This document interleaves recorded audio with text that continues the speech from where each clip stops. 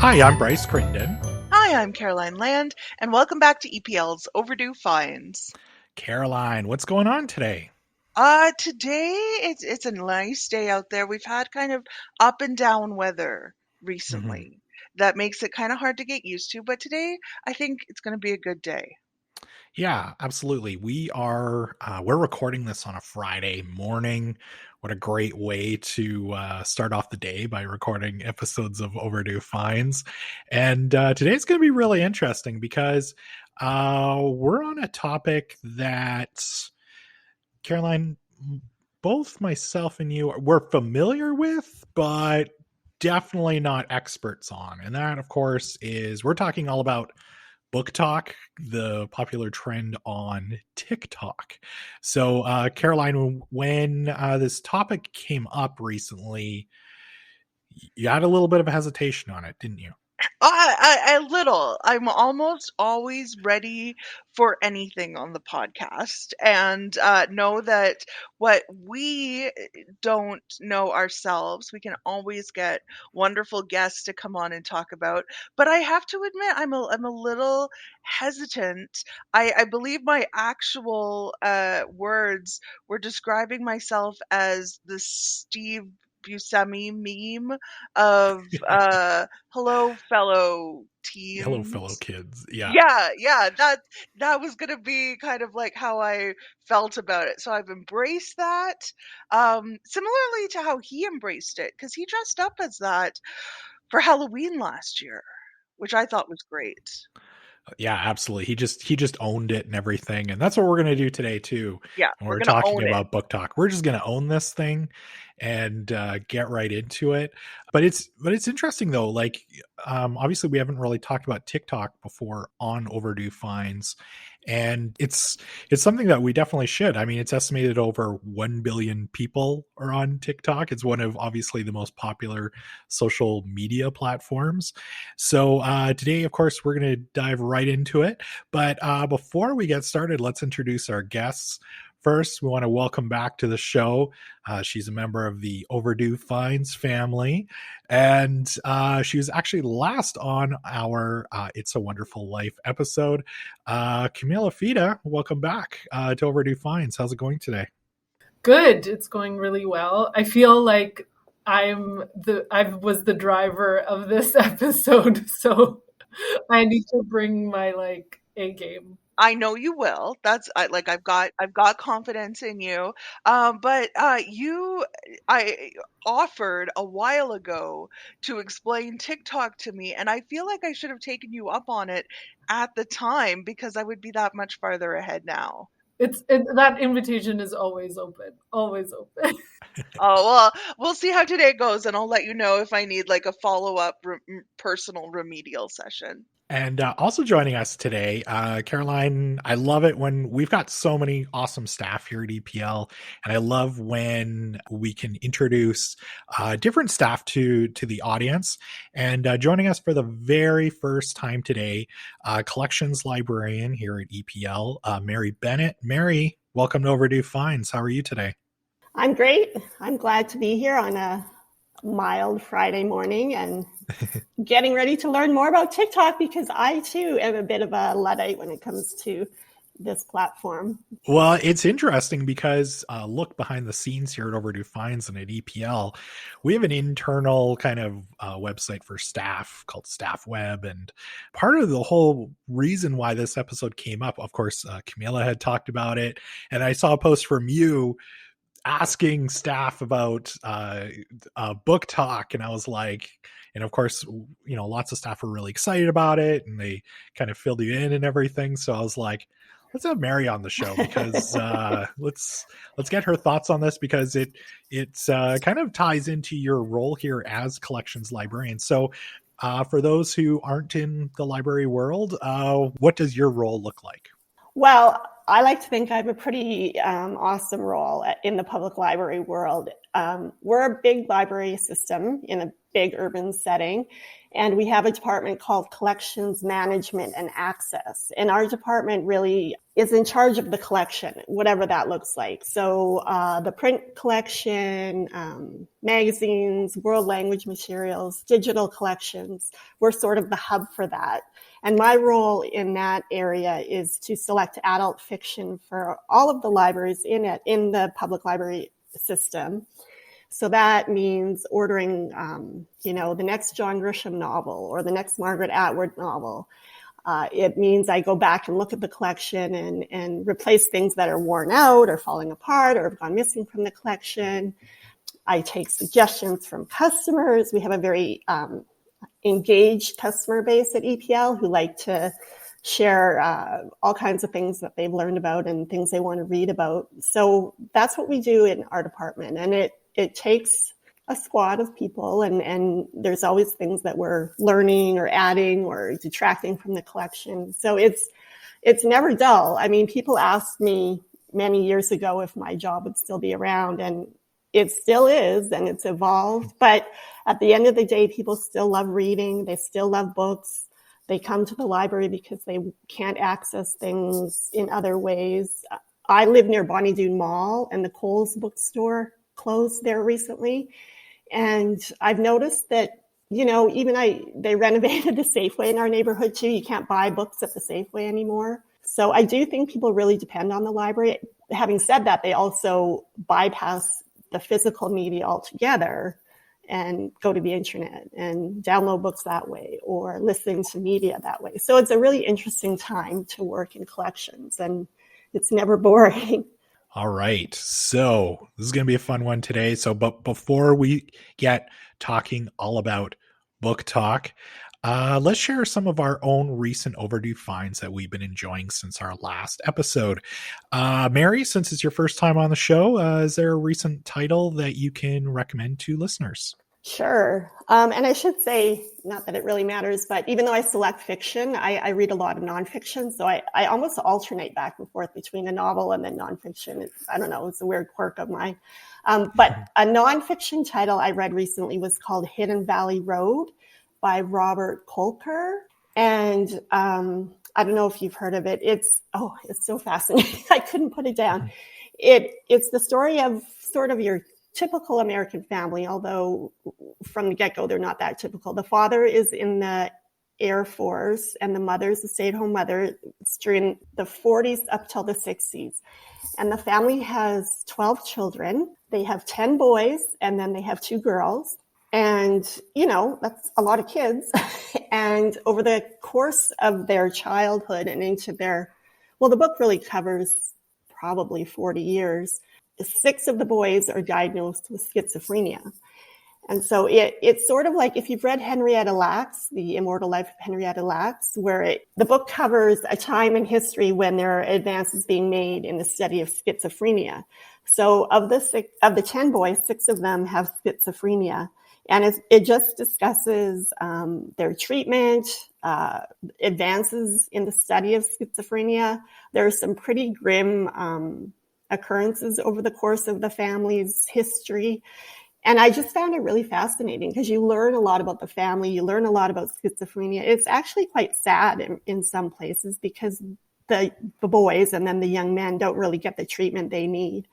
So I like any kind of nonfiction like that where it takes, a historical thing like the treatment of schizophrenia, but then wraps it up in a family story as well, because you learn about the family, but then you learn about a medical advance as well. So it was really, really fascinating to me.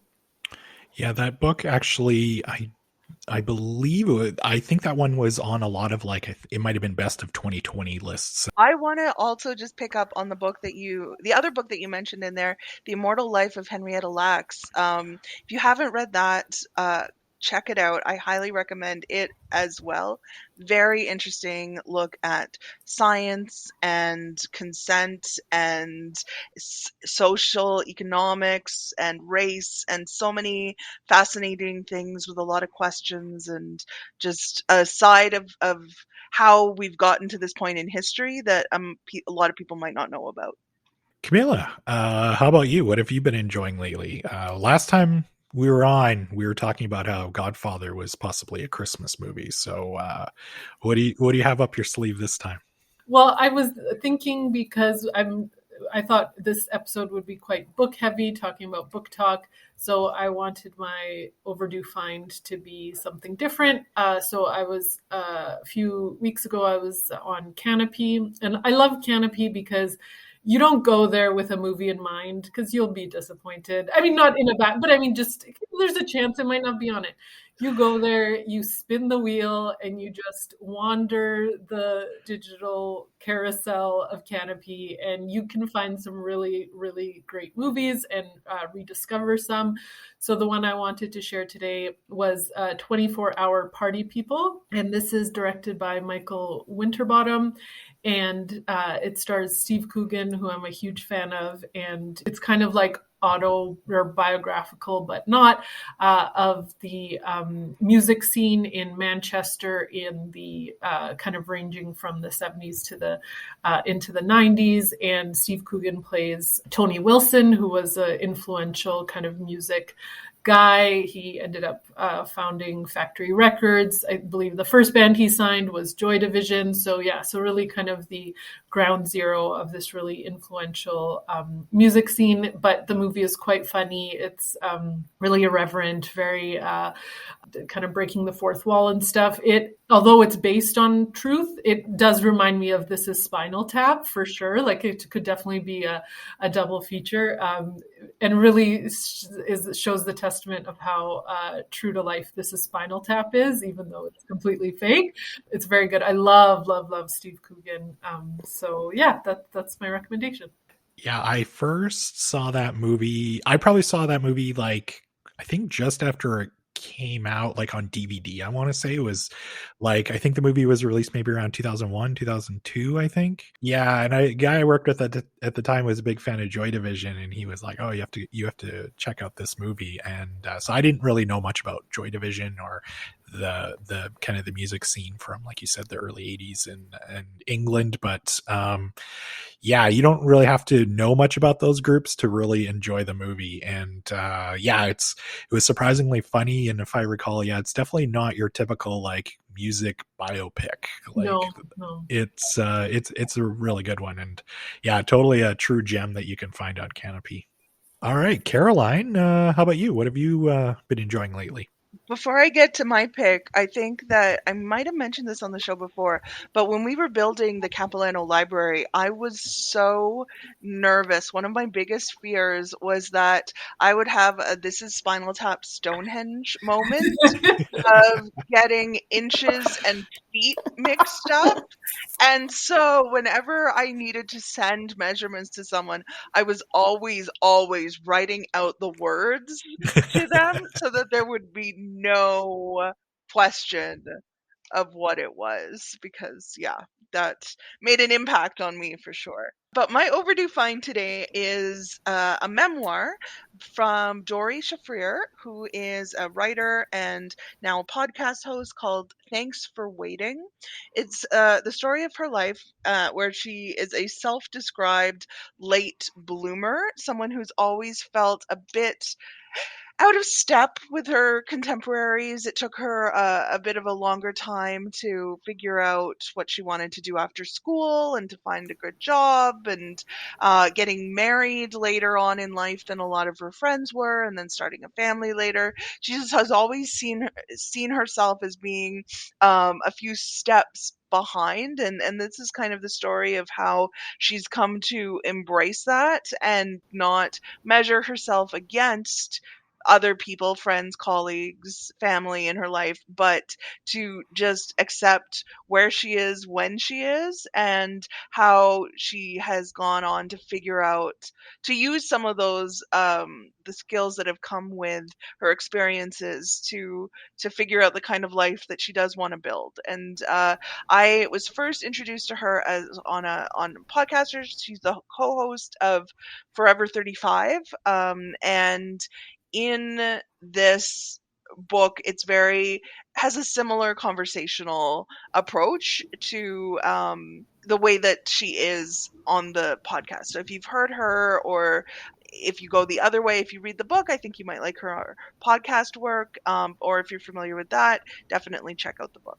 Sounds like it could also be, is it a little bit of a funny read as well? Yeah, she definitely has a strong sense of humor, going through a lot of it. She worked at a number of some of the online writing like startups. She's worked for BuzzFeed.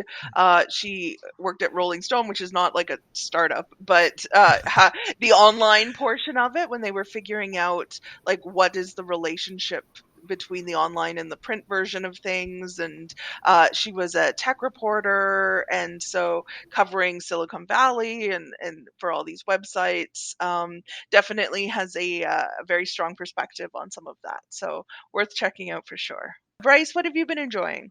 I've talked on the show before about I'm a pretty big SNL fan, and I recently noticed that there's now a series based on the Will Forte sketch MacGruber. So that's not my Overdue Finds pick this week, the TV show, even though it is really funny. But before I started watching the series, I went back and I actually rewatched the MacGruber movie, which came out in 2010, and that's my pick this week.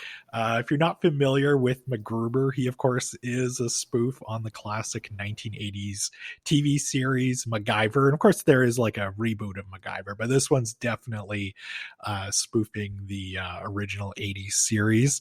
The movie itself actually has become a bit of a cult film, since when it first came out, it wasn't well received by critics when it first came out, and of course if it came out today it still wouldn't be well received by critics. But this is one of those kind of cult comedies that's taken a little bit of time for people to really discover it. And at some point, I know there's kind of, Wayne's World is the exception almost of SNL movies, and I wouldn't say this one is up there with Wayne's World, but it's probably equally funny anyway. But the movie itself, when I revisited this, like, it was hilarious. And I don't know, maybe I didn't quite like it the first time I watched it, but I was dying laughing at a lot of parts, which I probably can't really mention on the podcast. But in addition to Will Forte, we've got Kristen Wiig as his love interest, Vicky St. Elmo, which is one of my all-time favorite character names. We got Ryan Phillippe is in it. Val Kilmer plays the villain, and pretty much the whole plot of the movie is Kilmer's character has a nuclear warhead that he wants to detonate on Washington, D.C. And of course, MacGruber, being kind of the MacGyver wannabe, he's got to try and detonate this thing in time with the little bit of supplies he has. So now look, this movie definitely isn't for everyone. I kind of really debated about this movie being kind of my Overdue Finds pick. It's, there's a ton of dark humor in it. It's pretty crude at times. But if that stuff really doesn't bother you, I recommend go back and watch this movie, and especially too if you are a fan of the SNL sketches. I had a blast watching this again, and go back and check it out. We have it on DVD in our collection. SNL movies are kind of almost their own genre of things. They are a lot of different genres, but they're almost kind of their own thing. Maybe we should do an SNL movies episode. Yes. I would be all for that. That might require us to rewatch Stuart Saves His Family, though, and I don't know about that one. All right, so today, of course, we're talking all about Booktok, A little bit of TikTok, obviously. As I mentioned at the top of the show, it's estimated that 1 billion people are on TikTok. And yeah, it's one of the most popular social media platforms right now. In addition to videos of dogs, cats, and people lip syncing, on the platform has given us the hashtag Booktok, which is what we're chatting all about. In fact, Booktok videos have been viewed over 12 billion times on TikTok. So, Camila, I know that you kind of pitched us, myself and Caroline, the idea of this episode quite a while ago. I remember vaguely our conversation that we had. So for those listeners who might not know too much about Booktok, can you explain a little bit more about what it is and why you're such a big fan?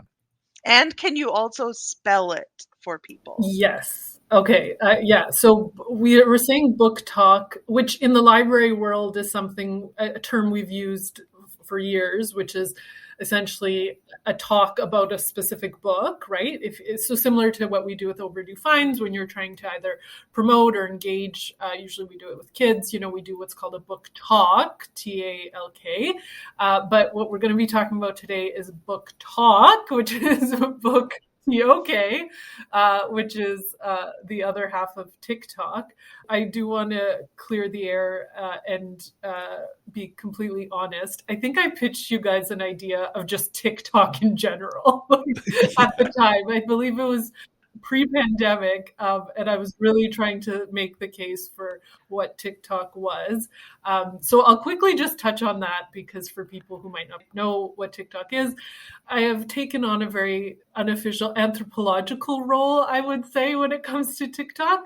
I wouldn't call it a social media platform the way we're used to it. Like, think of Instagram or Facebook, or like the biggest thing about TikTok that struck me when I joined or started watching was the fact that it has nothing to do with your own kind of personalization of your own profile. You do not have to create an account at all to watch. If you would like, you definitely can. But going back to like that experience of when we made our Facebook accounts, when you made our Instagram accounts, the first thing you do is like you set up your own profile. You have your own, add your own picture, add your own like personalizations, add your own. TikTok doesn't care about that. They'll find you. You do not need to share anything. So as soon as you open up TikToks on an app, because it's app-based, you can watch on a desktop, but it's better on the app. You are immersed. Like, even the frame of TikTok, there is no like frame of like, oh, where is like my inbox? Where is my profile? No, just wall to wall, corner to corner, just you're watching. And I do feel like TikTok is the true inheritor of like television and also radio in a weird way that like social media, traditional social media, even YouTube wasn't, because even on YouTube you had like comments, you could see things, you could scroll, with TikTok you are like, it's tentacles just get right in your head and you are there. So that is TikTok. And of course, on top of that, as you said, like with billions of viewers, there's this kind of language and these subcultures, of course, that are kind of created and ferreted out. And you can see that in like the things that go viral. Like last year, there was a guy in, I believe, Cape Breton that went viral just on his videos of like, he would slice open his wrapped hay in plastic, and he would just video. He just said, he's like, he made a little quick video, because they're all quite short, of him just slicing open his hay that's, like a bale of hay that's like wrapped in plastic, and just the like sound and the like monotony of it, I just became huge, and he had like millions of like likes and views. That's just a microcosm of TikTok. So just like with all subcultures, with all industries, like farming. There's also the book community, which is well represented on the internet in a lot of different areas, things like Goodreads, things like EPL's website, Amazon comments. There's a lot of like areas on the internet where you can engage with readers. And of course, TikTok is no different. And then, so that's the sub bit of TikTok, which is called Booktok. Essentially, it is people who are talking about books in a lot of different ways. And the books that they're talking about, I think Mary will chat about that, is quite surprising. They surprised me too. You'd think, especially, of course, when a big hit like this comes along, it's like something like TikTok, marketers and companies are quick to follow. So you'd think the books that they're talking about are like the most recent, you want to kind of push out the things that are getting published right away. But it's not necessarily that. So that is my that is my TED Talk on TikTok and Booktok. Love it. It's so funny because like after I saw, as I talked about at the top of the show, after I saw Mary's kind of comments within our kind of internal website, I downloaded TikTok, and I didn't even really, like you said, you don't need to set up a profile for yourself. I just downloaded it onto my phone. And so of course I'm searching hashtag Booktok, and of course lots of really cool stuff comes up, but then it's like, oh, hey, here's a cute bulldog video, and here's somebody where they're like just eating their meal or whatever. But like some of the stuff, when you read it on paper, it doesn't sound that great, but like you said, it's just these quick little hits, and it's not surprising that the platform has really taken off. I remember, I think it might have been around the time where we talked about, or you talked about like, hey, we should do a TikTok episode. And I remember like when I first heard about TikTok, I was like, oh, like the Keisha song? Like, is that what we're referencing here? That was definitely 100% my first like encounter with TikTok. And it was like, TikTok, like, have you heard about it? And I'm like, yeah, I'm familiar with the Kesha song, obviously. And then it went on from there. So I have so many questions. I'm going to try to keep it focused. So you're in TikTok, and I'm going to limit it to asking about you as consumer, rather than creator of video. But as consumer, does it, like, are you searching? Are you clicking? Does it know what you want? Does it, because sometimes when if I'm on like, okay, so I'm on Instagram and I look at it like a video of, I don't know, a dog reading the newspaper, then all I am going to get for the next like 2 weeks are dog videos. Is TikTok similar? Yeah, it'll know. You don't have to, you can search a hashtag. I mean, that's quaint, but Booktok found me. Like, just to give you an idea, because there's been a couple of like, and not even eerie in the sense of like, oh, I mentioned, buying a mattress with my phone sitting beside me, and then I got a TikTok video. But no, that's child's play. I'm talking about like deep-seated thoughts and like ideas, and then it just comes up on TikTok. And I don't know if that's like, or maybe it speaks more to like the universal experience, but just to give you an idea, I had gone to Costco and impulse bought, well, not impulse, I mean, it's always on my list. They have these big jars of the olives, the garlic stuffed olives, which are delicious. So bought the jar, brought it home. I would say 2 days later, 3 days later, like not even that day, I'm on TikTok. And keep in mind, just to give you an idea, I will download it to watch it and then delete it. And that's not because I'm afraid of like, my data or anything like that. It's just because I know myself that I would be on that thing all the time and everywhere. So that's my own personal boundary that I have to set. But anyways, a few days later, there's a video of a guy doing like, it's like a funny skit of him stomping to the fridge. Oh, and the POV is you are the jar of Costco's garlic stuffed olives, and he's stomping into the fridge at like 2 a.m. and opens the door. And I just was like, oh my gosh, like I had, and I know, yes, I had my phone when I bought it, like who knows, but still, it just was so specific because it wasn't like, it was Costco's olives, garlic stuffed olives, like it was specific. And there's been a few times in that where, yeah, things just get, so yeah, if you want to search a hashtag, sure, go ahead. But no, it'll find you. It'll find you. Yeah, that's that. Me searching a hashtag was me being middle-aged white dude, just opening up this thing for the very first time and being like, "Oh, this is how you do it." Like going back to when I first started, I think there's a little bit more like you can see where to search. I don't think I searched for anything the first few months. I didn't even know you could search, like just because, like I said, the architecture of the or the user design of the app of when you're watching, like you're there. There's no frame. There's no like, go here to look at your messages, go here, like it's just screen. You're there. So yeah, if you can search, or if you found out where to search, you don't need to.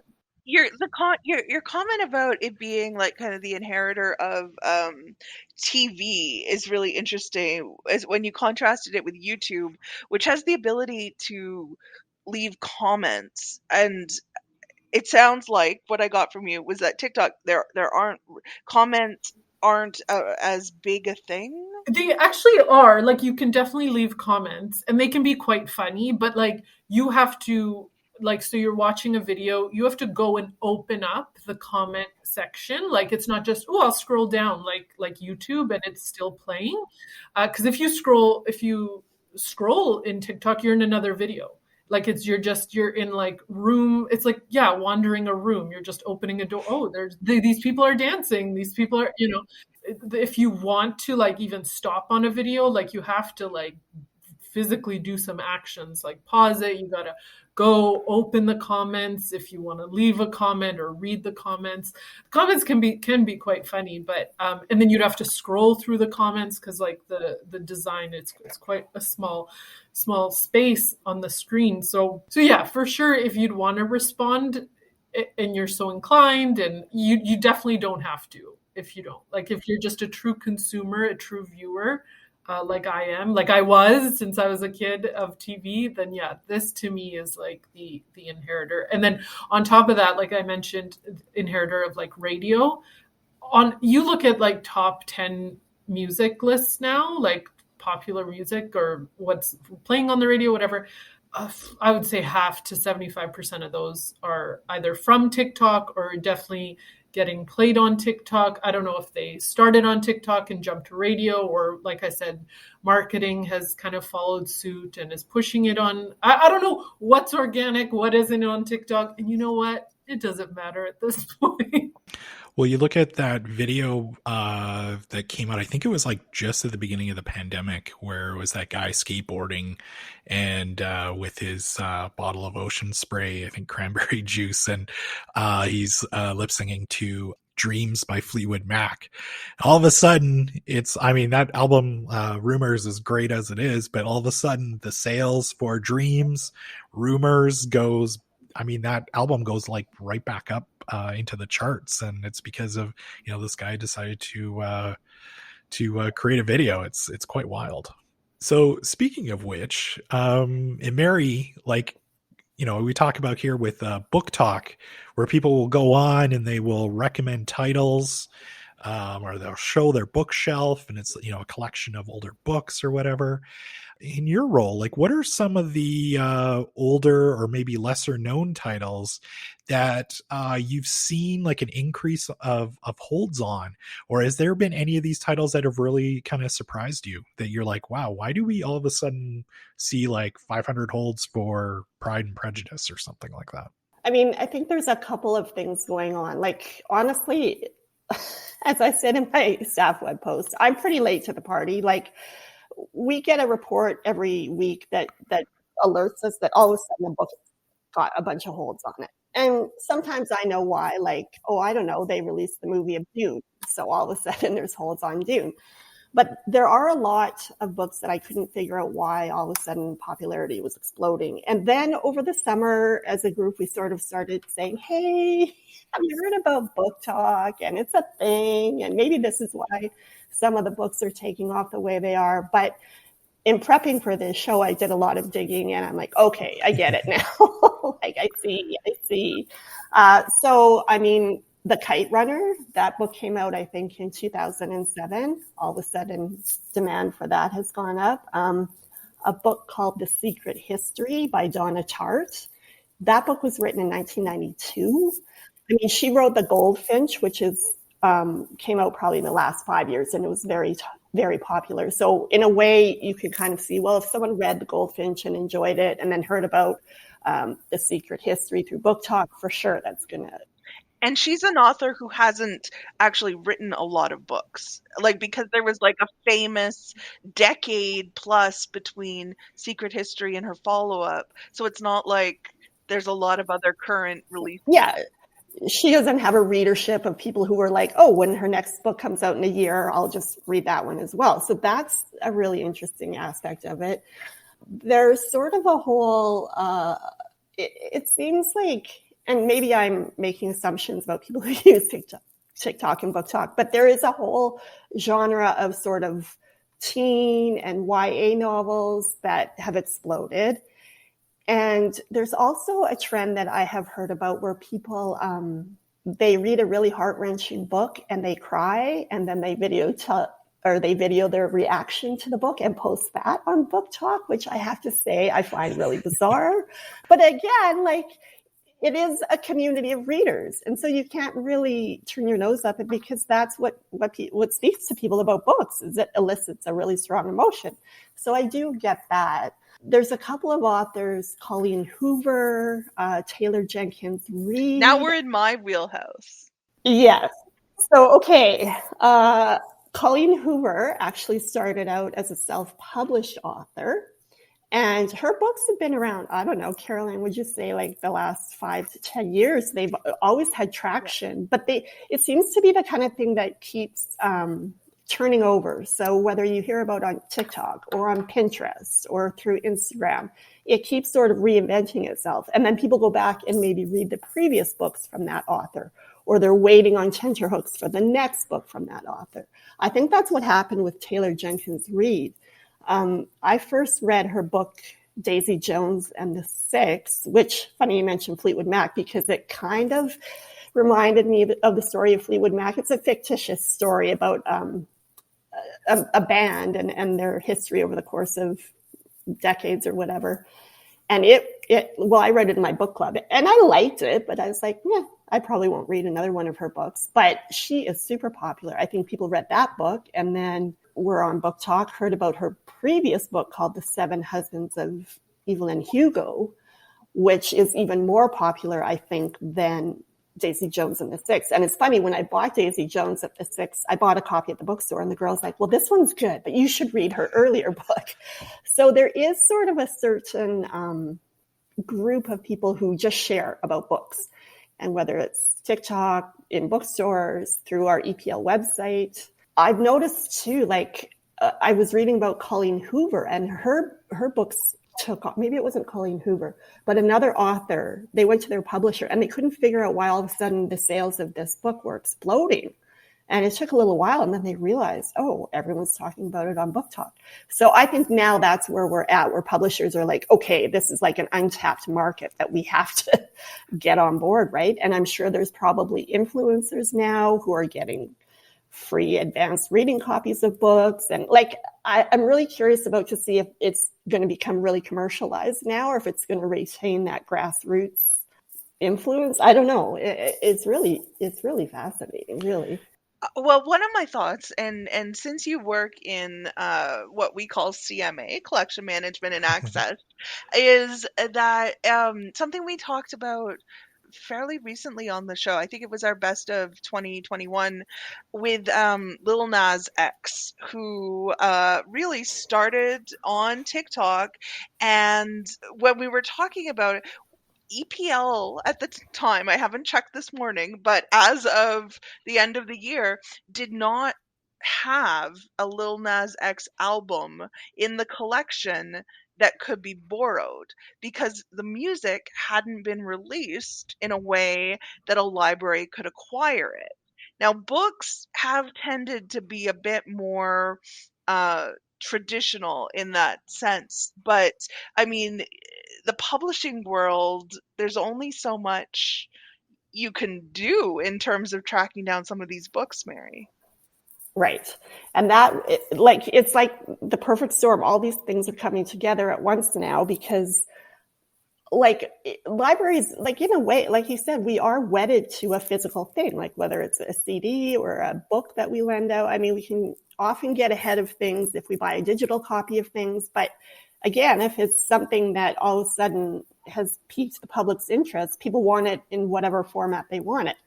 So I'll give you another example. There was a book recommended to me as a selector called The Spanish Love Deception. And I was getting a request like all the time. And I was like, what is with this book? So I just Googled it. And I'm like, oh, okay, Booktok. And it turns out, though, that it was self-published. And right now, with supply chain issues and printing presses being under the crunch and paper shortages, I'm like, how are we ever going to get this book? Like, it's crazy. Like, maybe we could print copies on our book machine. I don't know. But so I kind of sat on it. I'm like, maybe we just don't get that one. I know people are interested in it, but it was a romance, and it was actually compared to The Hating Game online, which also took off. That may be another Booktok pick. It's also being made into a movie, I think. But then people kept asking. I'm like, okay, I'll keep checking. And sure enough, Simon & Schuster is now publishing it in February. So I'm like, okay, well, I can buy it from a publisher who has, printing capabilities and probably will prioritize this book because they know there's now this huge market for it. And I could order it through Overdrive, and they're doing a recording of it. So now it's sort of entered that stream of regular consumption. But yeah, with music, I could see that being a bigger challenge. Like, I don't know anything about the recording industry. How off? Like, Lil Nas X must have albums now that we can buy. But that is a limitation of well, not a limitation. It's just the traditional publishers and distributors and music companies. They have to try and respond to this if they want to monetize it and make money from it. I don't know. Do people make money from Booktok? Is it at that point yet? Yeah, I don't know about like any influencers on Booktok necessarily, but I mean, I remember seeing kind of all of these like best of or year end lists, and I do recall there being like the top earners on TikTok, and like there was a young lady, I think she made like $14 million or something like that. And I think she dances or something in her videos, but so who knows? I'm sure there probably are some influencers on there kind of making money from it, or like you said, like it just makes sense. Like if somebody who works in marketing, if I'm at a publishing house and we've got a book coming out, I'm reaching out to somebody on there who's got a good reach and has and people know about them to see if I can get their book in their hand 100%. But I think, it's interesting because I think it has to retain that organicness. Yeah.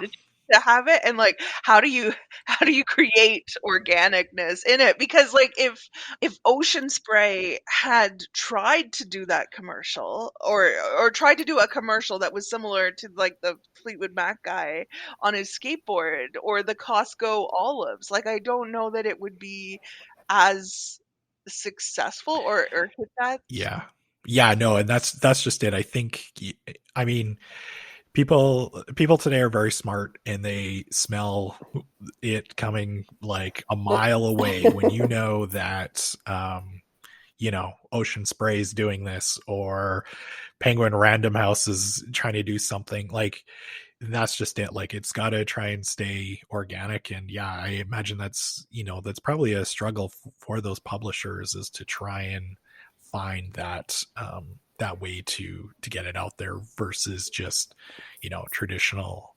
advertising. Was there any other kind of older titles that you saw an increase on holds of?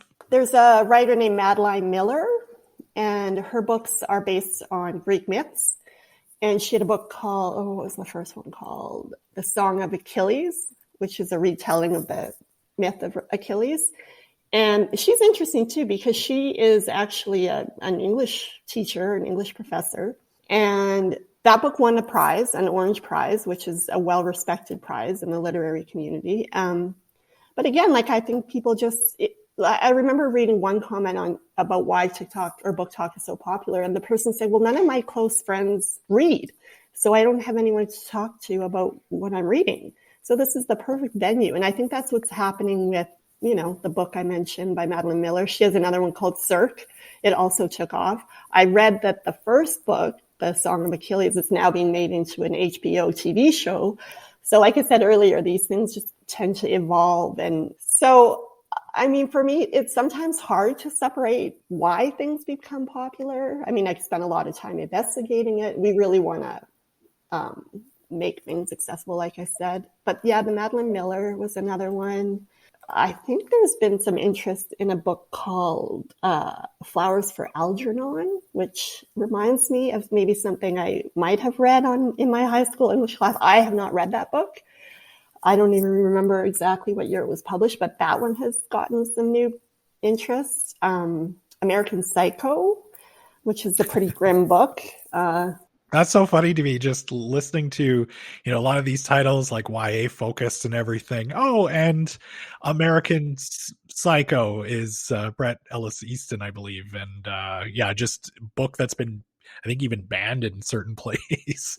I wonder, just in terms of generational, I'm curious if maybe, because a lot of the Booktok stars or people that are popular on it are younger, obviously, late teens, early 20s.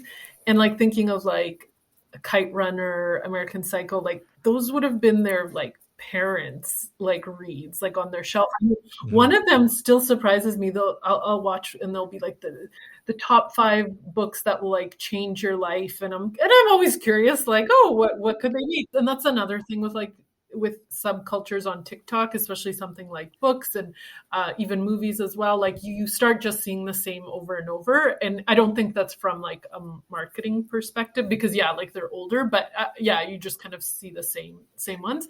So the ones that the top 5 that'll change your life, every time I stop and watch one of those, I think, oh, maybe there will be new ones, and there usually isn't. Yeah, Kite Runner, which it's a fine book, but it's changing. But the other one because I literally have not thought of this title since I was a kid, when it was on Oprah or whatever, it was Tuesdays with Maury. Do you guys remember those kind of slow down, listen to your elders. Exactly. And so it was this will change your life. And I'm oh, that has to have been your parents, on your parents' shelf or something, because there is some interesting one generation up that maybe when we were younger, teens, reading Catcher in the Rye, even though that was quite older than us, but something or even a Judy Blume, Judy Blume came out in the 70s, so Anne Rice. Yeah, things definitely American Psycho, but Tuesdays with Maury, I'm I haven't thought of that book in forever. And that's where I think I start to feel old, because that wasn't a sleeper indie hit. That book was everywhere. I think we're coming sort of to a segment, we're 20 years into this century, and I think we're obviously that nostalgia cycle is also getting really shorter. There's on TikTok, there are videos showing style of the 2010s, and I'm you guys, that was 10 years ago. Let's let it it's so bizarre. They're this is or what I'd wear if I was in if I grew up in the 2010s. Yeah. So it's crazy. And I mean, I guess 20 years ago also is a long time, but I want to say I do remember specifically, I was okay, we're going to shut down TikTok for tonight, because it was what I'd wear to a party in 2014. I'm okay, Not that long ago, right? So yeah, so that nostalgia cycle is getting very short as well. But I also think things that were hits maybe right before the internet hit, like Tuesdays with Maury and stuff, like just have kind of fallen off. Like no one remembers them, and then now they're getting this resurgence because I think young people now, like if it hasn't been on the internet in any form, like it almost doesn't exist a little bit, like. And the people like me who apparently has taken on this mantle of like Tuesdays with Maury champion for some reason, but I am not on TikTok, right? So the people who do remember aren't the one, like we're just out living the life. And so the people who are there are the ones who are like, I just discovered this book, and we are not there to say, no, we lived through it. Yeah. And like, cause there's no reruns of like, cause I'm trying to think of like, things that were big, like where I got my pop culture. Like there's no archives of like 17 magazine. Like, although on TikTok, there are people that do buy. There are some really good Instagram accounts. Yes. That and will pictures of pages and stuff. But like, but in terms of like, like things that would have been big, it's funny, like The Secret History. I have a very, very vivid memory because it was like one of the first like adult books I bought, not YA for adults, but I remember reading about it. I'll never forget, in a 17 magazine. Hey, these books are coming out. They're going to be made into movies. And of that list, Secret History would never, ever ended up being made into a movie at that time. But like, I think it was in talks in that era. And and so because it wasn't made into a movie, like it kind of became like a sort of like, it sort of fell into a weird hole, right? Because it didn't get picked up by the internet. It didn't live on in a movie or a show, but it was quite big in this really, really specific point in time. And then kind of was like sat in amber for these young kids to like pick it up and be like, look at this. Yeah. I was going to say, now I'm really aging myself, but the equivalent for me back when I first became a librarian was Oprah. Like she would pick a book every month or whatever, and we would all be waiting the next day. Oh my God, is it a new book? Is it an old book? How many copies do we have? We're going to have to buy like 100 more copies.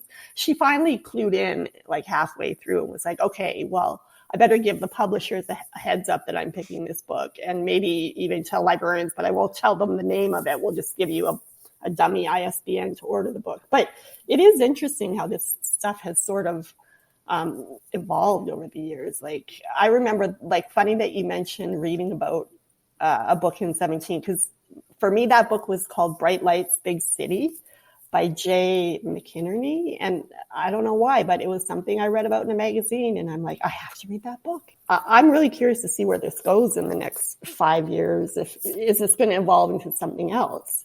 Are there authors on? Yeah. So this is also like, so another feature that I'm going to have to be brutally honest about TikTok. So a lot of like, you have people dancing, you have people lip syncing, you have people reacting, you have just people like very organic, like a cat does something funny, animal, like opening up those bales of hay. Yeah, opening up bales of hay. But one of the like mainstays of TikTok that I discovered very quickly was just the gossip element. So a lot of people are more than willing to like air their family's dirty laundry or their own, like with a philandering husband or wife or something, right? And I mean, I just watched that. I was like, oh my gosh, if I was that age, if my mom found out that I was talking about our family like that, I wouldn't be here today. But as a consumer, I'm like more, please. Right? Like stories about coworkers doing, like voicemails from coworkers, like everything has just become memed. So the thing with authors that do this, they capitalize on that kind of meme format of like either they're talking or they have the text on the screen of like, I fell in love with like my brother's best friend who also happens to be a mafia hitman. And of course I'm like, what? Like, what? And then I watched it. I'm like, and then it's the author being like, check out, like hitmen and high heels like coming out in March, right? And so so they really capitalize on that storytelling element and of course that gossip element of TikTok. And they're, and you're watching, you're like, what? Like your ex-boyfriend kidnapped you? Like, because they're sandwiched in between actual stories of that are obviously a lot more harrowing or a lot serious. But and then you realize, oh no, this is a book. So it's a for hook. authors, it is a really, really good hook. Like, and you do not know they're talking about a book until like halfway in. So it gets you in. Did want to mention for the record that I also had a book discovered in a teen magazine, and that was Cider House Rules by John Irving. I had no idea this was such a universal experience. Having said that, again, when I was digging around for this, I'm like, well, where else do people hear about new books? And believe it or not, Chatelaine magazine has a huge book section. And I remember just sort of saying that once in passing to a coworker. She's like, shh, don't tell anyone. That's where I get all my book suggestions from. And like, it makes sense. You're already consuming, popular media. People magazine, every week they have a book section. And sometimes those ones catch me off guard too. I'm like, oh, right, I got to stay on top of People magazine. That's what I find has changed the most in my job. Like, you used to have a little bit of lead time, or people would be willing to wait a week or two for a book. Now, right? It's like, well, why? I want to read it now. Why? And especially right now, like with everything that has been happening in the last year, 18 months, like some of it's if I'm talking to someone at the library and I'm like, oh, actually, yeah, we have that book on order. It's going to be a while. Europe ran out of paper. Like, that is true, but it sounds like the craziest thing. They're like, look, if you're not going to buy it, just tell me the truth. And it's like, no, there's a ship stuck in the canal. So our first roundtable question today, if you were taking a shelfie, which is a picture of a bookshelf that shows off your books, movies, art, collectibles, or special belongings, what would you want to have highlighted? Camila, let's start with you. Well, I was thinking of this. I actually would take a picture of the whole book case. A couple of years ago, I found a 9-foot wall unit, essentially, and I found it on Kijiji. It was a lovely story. The people, their parents had bought it on their honeymoon in Greece. It was from Denmark, and they were on a tour of like a furniture shop in Greece, and they hauled this thing over. It comes in 12 pieces. Anyways, it's kind of this modular thing. And it's 9 feet long, and they wanted obviously to sell it because it was a lot. And I found it and I love that thing. I've taken a couple of pictures of it already. So I don't care about what's on it, but I would take a picture of that whole collection of shelves in that unit. That would be my shelfie. Nice. Mary, how about you? Well, I have a bookcase from IKEA, so it's not quite as fancy. Although I do have an antique little bookshelf that my mother gave me that's very near and dear to me. But I was thinking of it. I have kind of an eclectic mix of things on my bookshelf. I have family photographs. I have a couple of little figurines that I've collected on my travels. So one is a turtle or a tortoise made out of soapstone. Or no, that one's made out of wood. Then I have a little seal made out of soapstone. So just things I've collected on my travels. But I think the one thing, as far as books go, when I was in school, in university, as most of us did probably, I took a course on children's literature. And I think some of my most favorite books are the picture books that I studied at that time. And I still like to buy illustrated picture books. And when I first started in our department, part of my job was doing selection of children's books, and I don't get to do that anymore. So it sort of reminds me of university, reminds me of when I first started out. I love looking at the illustrations. Trina Shart Hyman is a favorite illustrator of mine. James Marshall. Maurice Sendak. Like, I just love having those in the house so I can go back and look at them. And it just reminds me of a different time in my life. So that would be on my shelfie for sure. Bryce, how about you? I'm very excited because I know that you have a lot of, what are they, art collectibles and special belongings. Yes. I've mentioned on the show before, I'm a huge fan of just collecting physical media. So in our second bedroom here at home, I kind of dub it like my video game room / place where I put all of my movies. And in our closet, I had like this shelving unit installed where I've got like all my hundreds upon hundreds of DVDs and Blu-rays displayed, and then I've also got some kind of older video game stuff. So I've got like original Nintendo and Super Nintendo, and I've got some collectible figures on there, like toys and stuff from the 80s. So yeah, I've got kind of this wide mix of pop culture stuff that I would probably highlight on my shelfie. Caroline, how about you?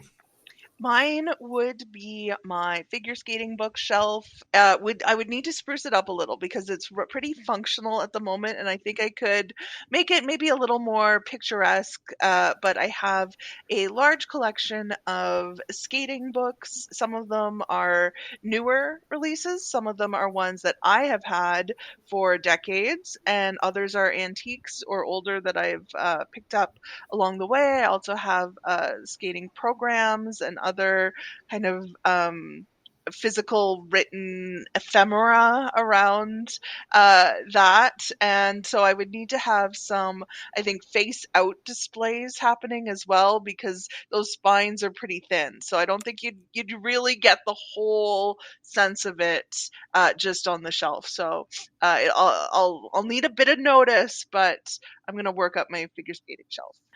Our second roundtable question. One of the top Booktok videos asked the question, what's the one book that you think everyone should read at least once? Normally, these ones are easy, but today we're going to put this to you. Which title would you say everyone should read at least once? Camila. Well, definitely not Tuesday, or maybe read Tuesdays with Maury. I don't know. I've never read it. Yeah, this one is tough, maybe because I don't know. Like I've never. There's books that I love, but I love them for like my own reasons, and I know like you have. I've never been like you have to read this because everyone likes different things. You know what? I would say this is more of a general, like reading at least once. I'm gonna do a bit of a cop out. I won't pick a title, but I will say revisit classics. I've been doing that the last couple of years. You know, if you think that a lot of these books are classics for a reason, and I've always been like, you know, whatever. I get the gist, like because we've seen it recreated in like Bugs Bunny movies or on The Simpsons or whatever, just over and over. So you think you get the gist, very similar to It's a Wonderful Life. So that is my suggestion, to read at least once, pick a classic or a handful of classics because they are classics for a reason. So that's mine. Yeah, I was just going to quickly say my wife, Cheryl, she's been doing that the last couple of years, just kind of going through all these older books that, yeah, are considered classics. Like she read Great Expectations a little while ago. She's working on Oliver Twist. It's really interesting to kind of get her feedback on those titles as she reads them. And like you said, they definitely are classics for a reason. Mary? My pick is going to be A Fine Balance by Rohinton Mystery. And I think it is actually a trending book on Booktok. And I think that's how it's always been in my head as one of my favorites. And we could have a whole discussion, I think, on what makes a book a classic. I mean, in my mind, that's a classic. It's not as old as Pride and Prejudice or Oliver Twist or whatever, but it has stood the test of time. Most people I know who've read it feel the same way, I think, or when it comes up, people are always, in my mind, feel the same way about it. And it's sad, and it's sort of one of those epic novels where you just get sucked into the life of the characters. And he's an interesting author too, because he won a bunch of prizes for that book. But yeah, that would be my pick, A Fine Balance. Bryce?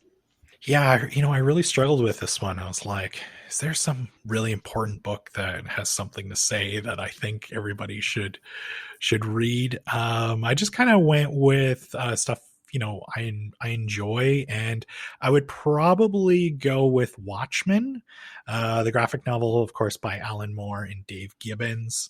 I think it was probably about 15 years ago or so, or maybe 20 years ago, Time Magazine released their list of the top 100 books, and Watchmen made it on there.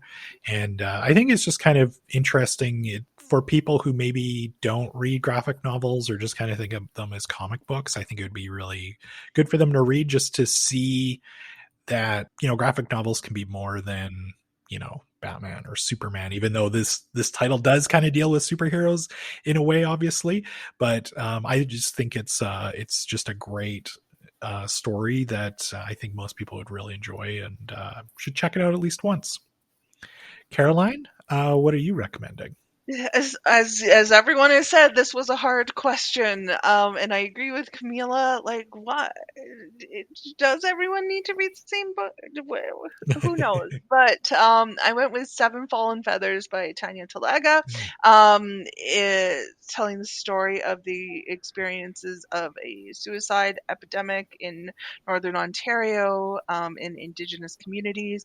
I think that if you go back and listen to the interview that we did with her before she did a presentation at EPL or online because it was the pandemic, but just talking about the importance of the work and her writing. And also we talk a little bit about the book being included in schools and what that means, and when more people understand the background and the history, how that impacts the conversations that we're able to have as a country, and more about the conditions that some people continue to live in Canada. So yeah, Seven Fallen Feathers.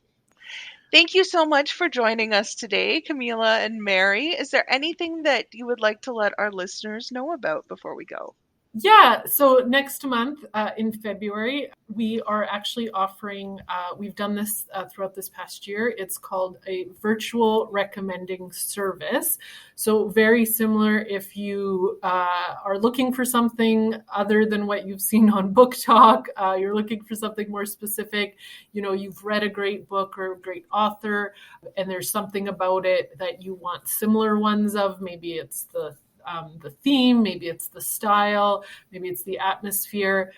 That is a very traditional library service that we offer. We call it Reader's Advisory, but for this purpose, we call it virtual recommending service. So it's actually a virtual one-on-one chat that you would get to have with a library staff member. You would do it through chat. It's like a private little chat channel one-on-one. And you sign up. We have a range of dates and times throughout the month of February, some in the afternoon, some in the evening. So if there's a date and a time that works for you, you register, and then you would get all the information of what to do.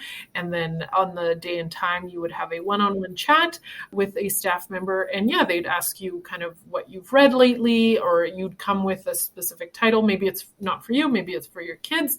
We would give you some suggested titles that are similar. We'd create your own personalized list just for you. They're like, I listened to this episode of Overdue Finds, and Tuesdays with Maury sounds absolutely fascinating to me. What else? Yeah, I'd like Tuesdays with Maury and American Psycho. What's something? We could absolutely we would just ask you some questions, what you liked about it, but we could absolutely find some similar titles. So it's a great resource if you don't want to go on a Booktok or TikTok. This is a great alternative. And you get to chat with our lovely staff who are super knowledgeable and love to read and watch movies and play video games and listen to music. So they always have great suggestions. Mary, was there anything you wanted to mention? So if you don't think that Booktok is your thing, I mean, there are a wealth of other ways to learn about new books to read. I think earlier we mentioned the Book Reads community, and there is actually on Goodreads a list of books that are trending on Booktok. So that is one way to learn about Booktok without actually participating in Booktok. But Goodreads is also another great way, to find other books recommended by other readers. You can sign up as a member. You can look at different lists that people have created.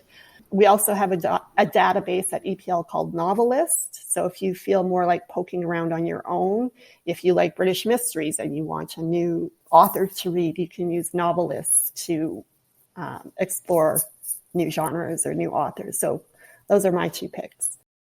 One other place you can find some recommended reads that I will plug before we go is with CBC Edmonton, who is doing a feature right now called Recommended Reads. Twice a week on CBC Edmonton AM, they have clips that they're playing of interviews with librarians from EPL, also featured on their evening news program on TV. And EPL has a list of all of the books that have been mentioned on that so far, featuring past Overdue Finds guests like Katie Trzanski, Melanie St. Ange, Angelica Thompson, and more great recommendations coming up soon. So there will be a link to that in the show notes.